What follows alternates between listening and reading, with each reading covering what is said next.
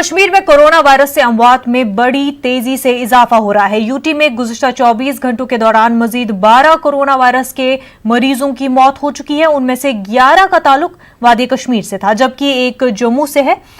इस वायरस से फौत हुए अफराद की मजमूई तादाद अब 333 हो गई है। उधर जम्मू कश्मीर में कोरोना वायरस के मस्बत केसेस में भी काफी तेजी से इजाफा हो रहा है। आज जम्मू कश्मीर में मजीद 489 मस्बत मामले सामने आए हैं। उनमें कश्मीर से 355 और जम्मू खित्ते में 134 केसेस है।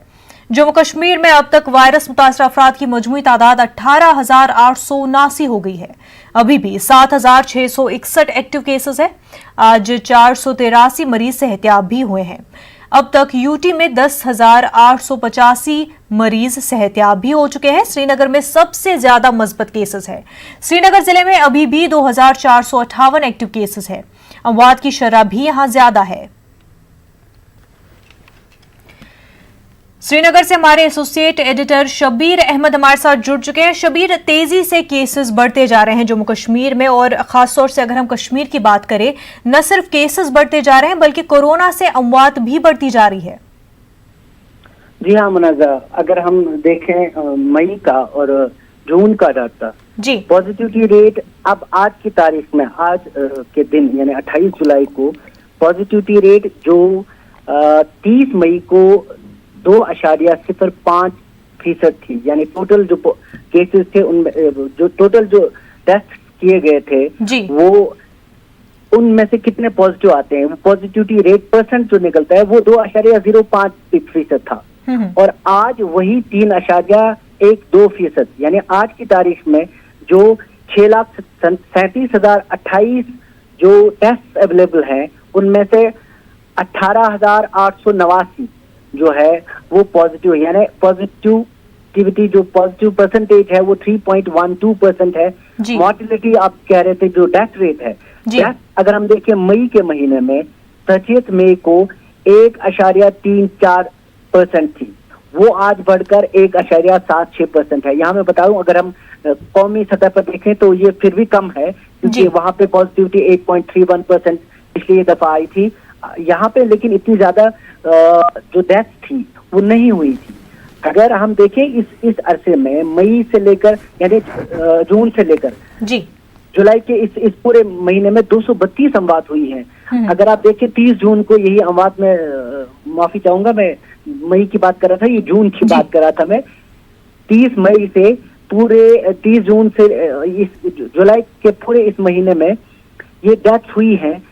तो ये अब 8.28 की औसत से इस महीने में जो जारी 28 जुलाई आज है, ये पिछले 28 दिन में 8.28 की औसत से फी दिन रोजाना अमवात हुई है। यानी 8 और 9 के बीच में अमवात हो रही है अब, जो कभी 1 या 2 हुआ करती थी, या 2 दिन या 3 दिन के बाद हुआ करती थी। अमवात में इजाफा हो रहा है।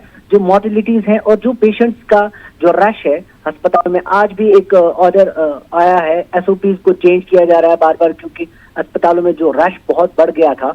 अब ये आज एक और ऑर्डर जारी किया गया है हुकूमत की जानिब से, वो ये कि अब जो पेशेंट मॉडरेट जिनके सिम्टम्स होंगे या एसिम्टोमेटिक होंगे, उनको लोकल सतह पे यानी जो डिस्ट्रिक्ट हॉस्पिटल्स हैं, जिनको हम ग्रेड 3 या ग्रेड 2 कोविड हॉस्पिटल्स कहते हैं, उनको वहीं पे मैनेज किया जाएगा।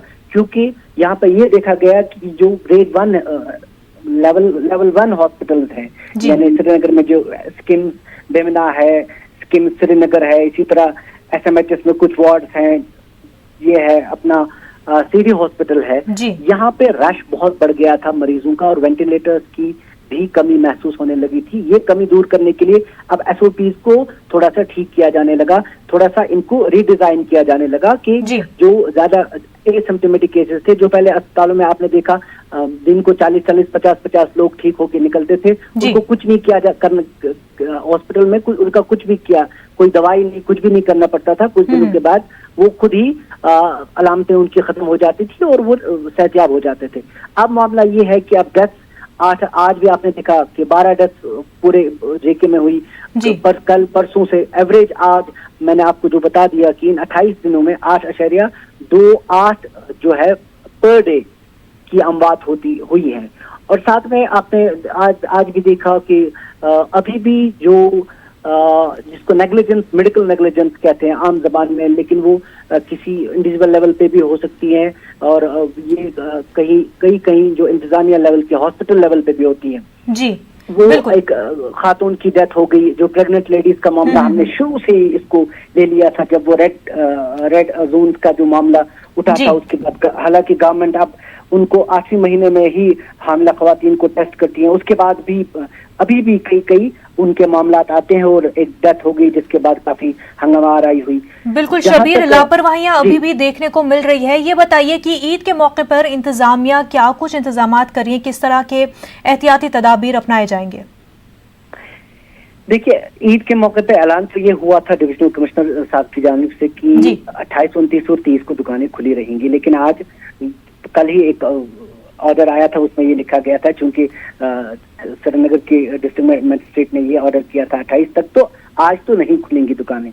एक ऑर्डर ये आया। अब फिर ये हुआ है कि कल और परसों यानी 29 और 30 को भी आम दुकानें नहीं खुलेंगी, यानी पूरा मार्केट खुला नहीं रहेगा। सिर्फ जरूरी चीजें जहाँ पे हैं, जरूरी अशिया की खुर्दनी की जो चीजें हैं वही खुली रहेंगी, बाकी दुकानें बंद रहेंगी। मानिए ये कि वो एक तरह का पार्शल लिफ्टिंग हो गई है किसी हद तक। अगर किसी को कोई जरूरी चीज लेनी है, वो ये वजह ये बताई जा रही है कि स्पाइक बहुत है जी, क्योंकि यहाँ पे आप देख रहे हैं कि केसों की तादाद बहुत ज्यादा हो रही है। हालांकि यही वजह नहीं है, ये हम जानते हैं कि आगे 5 अगस्त आ रहा है, थोड़ी सी इसको लेकर, सिक्योरिटी को लेकर भी कुछ खर्चा जरूर होंगे, लेकिन स्पाइक भी हो रही है, इसलिए कल और परसों में दुकानें खुलेंगी, लेकिन सिर्फ वही दुकानें। बिल्कुल शबीर, और लगातार लोगों से भी अपील की जा रही है कि अगर दुकानें खुल भी जाएं या किसी तरह की जो है डील नरमी भी दी जाए तो लेकिन लोग जो है एहतियात करें और सिंपलिसिटी सही बात है, और सिंपलिसिटी से ही इस ईद को मनाएं ताकि अपने और अपने घर वालों का वो जो है कोरोना से बचाव कर सके। बेहद शुक्रिया शबीर आपका तमाम तफसीलात के लिए। आगे बढ़ते हैं। लद्दाख के लेह में 2 कोरोना पॉजिटिव मरीजों की मौत हो गई है। माइग्रेंट मजदूर, अकीदतमंदों और तलबा की आमद के साथ ही कोरोना पॉजिटिव मरीजों की तादाद में इजाफा हो रहा है। अब तक इंतजामिया ने लद्दाख में बाहर से आने वाले लोगों पर कंट्रोल किया था। उनमें 2 अमवात के साथ ही लद्दाख में अमवात की तादाद 6 हो गई है। आज करगिल में 17 नए पॉजिटिव केसेस, जबकि लेह में 4 नए मामले सामने आए हैं। देगवार, पुंछ के और कस्बा सेक्टरों में पाकिस्तानी फौज की जानिब से लगातार तीसरे दिन भी फायरबंदी मुआहदे की खिलाफ वर्जी की गई है। पाकिस्तानी फौज ने हिंदुस्तानी फौज के पोस्टों और रिहायशी इलाकों को निशाना बनाते हुए गोलाबारी की। इस इलाके में खौफ व हिरास का माहौल है। हिंदुस्तानी फौज ने भी पड़ोसी मुल्क की शरपसंदी का जबरदस्त जवाब दिया। पाकिस्तान की जानिब से रिहायशी इलाकों को नुकसान पहुंचा है। गोलाबारी के चलते मकामी लोगों को अपने खेत छोड़कर भागना पड़ा।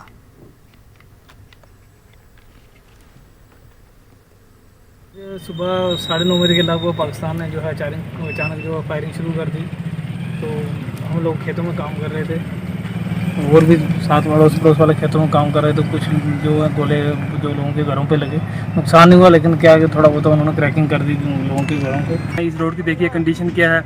अगर यहाँ पे कोई गोले, तो यहाँ हर दिन ऐसा कोई दिन है जिस दिन गोले ना हो, लेकिन अगर किसी आदमी से कोई यहाँ ज़ख्मी हो जाए तो हम वहाँ पुंछ में ले जाने के लिए हमें रोड की कंडीशन देखिए। मुझे तो लगता है कि अगर कोई आदमी यहाँ ज़ख्मी हो जाएगा तो इस रोड पे जब तक हम पुंछ में पहुँचते। गवर्नमेंट जच्चा बच्चा अस्पताल शेरबाग अनंतनाग में आज उस वक्त कोहराम मच गया जब डॉक्टरों और नीम तिबी अमले की मुबैना लापरवाही की वजह से एक खातून की मौत वाक़ई हो गई, जिसके बाद अहल खाना और रिश्तेदारों ने अस्पताल अमले के खिलाफ न सिर्फ एहतजाज किया बल्कि अस्पताल में तोड़फोड़ की और एक एम्बुलेंस को भी नुकसान पहुंचाया। तफसीलात के मुताबिक रोजी जान नामी खातून साकिना गाढ़ हांजीपुरा बिजबिहाड़ा अनंतनाग का कल ऑपरेशन किया गया, जिसके बाद उसने एक बच्चे को जन्म दिया। ताहम अहल खाना के मुताबिक मज़कूरा खातून ने आज सुबह से ही दर्द की शिकायत की। अहल खाना और रिश्तेदारों ने इल्जाम आयद करते हुए कहा कि उन्होंने कई बार डॉक्टरों और नीम तिबी अमले को आगाह किया, ताहम उन्होंने कोई तवज्जो नहीं दी। जिसके बाद खातून की मौत वाक़ हो गई। वाज़ेह रहे कि इससे कब्ल भी मज़कूरा अस्पताल में कई खवातीन की मुबैना तौर पर लापरवाही से मौत हुई है। उधर अस्पताल इंतजामिया ने वाक़े का नोटिस लेते हुए तहक़ीक़ात शुरू कर दी है और मुलव्विस स्टाफ के खिलाफ कार्रवाई की यकीन दहानी कराई है। मेडिकल सुपरिटेंडेंट ने बताया कि कसूरवारों को बख्शा नहीं जाएगा। सानम बजन तक सुबह दाग बेफेना ड्रामा चलान तो पता नेरान बुल गना की पड़े क्या ससराई कर गुजारिश कर मेमोरी मो जोर दिन बाकी मेमोरी पे 5-6 डॉक्टर सक्सेस कानूनी कार्रवाई कर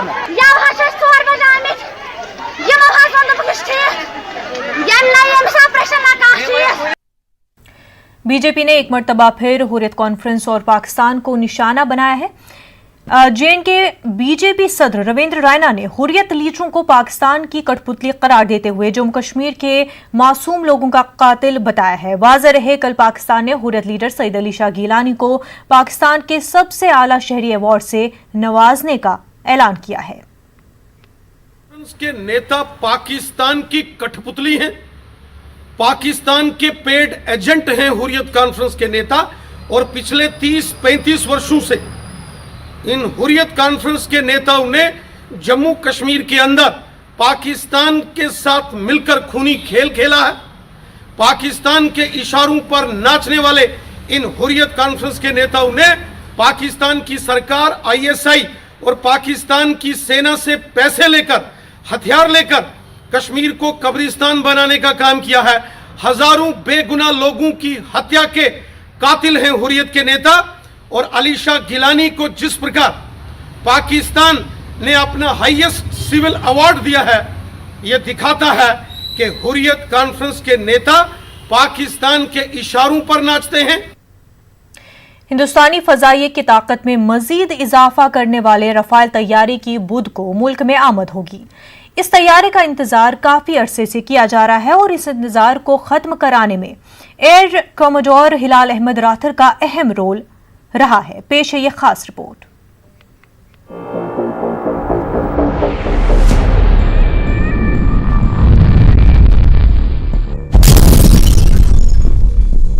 हिंदुस्तानी फिजाइया की ताकत में मजीद इजाफा करने वाले रफाल तैयारे की बुध को मुल्क में आमद होगी। इस तैयारे का इंतजार काफी अरसे से किया जा रहा है और इस इंतजार को खत्म कराने में एयर कमोडोर हिलाल अहमद राथर का अहम रोल रहा है। एयर कमोडोर हिलाल अहमद राथर फ्रांस के पेरिस में इंडियन डिफेंस अटैच हैं। इंडियन मिशन पेरिस के जराये के मुताबिक एयर कमोडोर हिलाल अहमद राथर ने रफाल की वक्त पर हिंदुस्तान आमद के लिए कोऑर्डिनेट किया है। हालांकि एयर कमोडोर हिलाल अहमद राथर ने रफाल को नहीं उड़ाया है। एयर कमोडोर हिलाल अहमद राथर का ताल्लुक जम्मू कश्मीर के अनंतनाग से है। एयर कमोडोर हिलाल अहमद राथर अनंतनाग के बख्शी आबाद में पैदा हुए और इनकी शुरुआती तालीम अनंतनाग मॉन्टेसरी में हुई। वो जम्मू के सैनिक स्कूल नगरोटा के अलुमनाई हैं। एयर कमोडोर हिलाल अहमद राथर ने अमेरिका के एयर वॉर कॉलेज से तालीम हासिल की और डिस्टिंक्शन में कामयाबी दर्ज की। एयर कमोडोर हिलाल अहमद राथर के नाम कई कारनामे दर्ज हैं, जिसमें से एक बिना किसी हादसे के 3000 घंटों तक MiG-21, मिराज 2 और किरण एयरक्राफ्ट को उड़ाना है।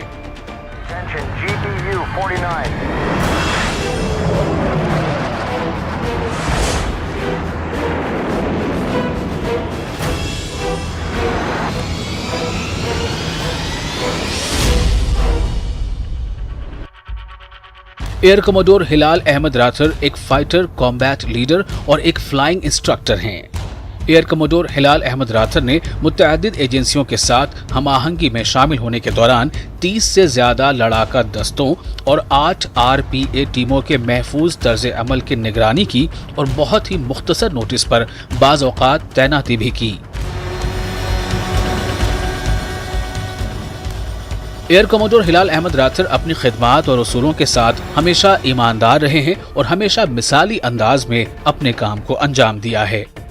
वो हमेशा खिदमत की मफादात को बालाए ताक रखते हैं और तंजीम की अमली कारकर्दगी को बेहतर बनाने के लिए मुस्तकिल जद्दोजहद करते रहते हैं।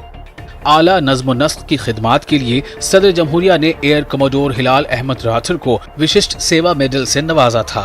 एयर कमोडोर हिलाल अहमद राथर वायुसेना मेडल से भी नवाजे जा चुके हैं। जनूबी कश्मीर के बख्शी आबाद अनंतनाग की ये वही जगह है जहां पर एयर कमोडोर हिलाल अहमद राथर का जन्म हुआ। यहाँ के मकामी स्कूल मोंटेसोरी हाई स्कूल में उन्होंने इब्तदाई तालीम हासिल की, जबकि बाद में उनका दाखिला सैनिक स्कूल नगरोटा जम्मू में हुआ और यहाँ से एयर कमोडोर हिलाल अहमद राथर ने भारतीय वायुसेना में अपनी कामयाब जिंदगी का सफ़र शुरू किया। एयर कमोडोर हिलाल अहमद राथर इस वक्त फ्रांस में राफेल जंगी तैयारी की जल्द डिलीवरी और कोऑर्डिनेशन में अपना कलीदी रोल निभा रहे हैं। एयर कमोडोर हिलाल अहमद राथर ने अपने काम से न सिर्फ बैन अवी सतह पर मुल्क का नाम रोशन किया है, बल्कि कश्मीर के अनंतनाग ज़िले को भी फ़ख्र महसूस करने का मौका फराहम किया। साथी रिपोर्टर मुदस्सिर कादरी के साथ ज़हूर रिजवी, न्यूज़ 18 नेटवर्क, बख्शी आबाद, अनंतनाग। नाज़रीन, एक छोटा सा ब्रेक लेंगे, जल्द होंगे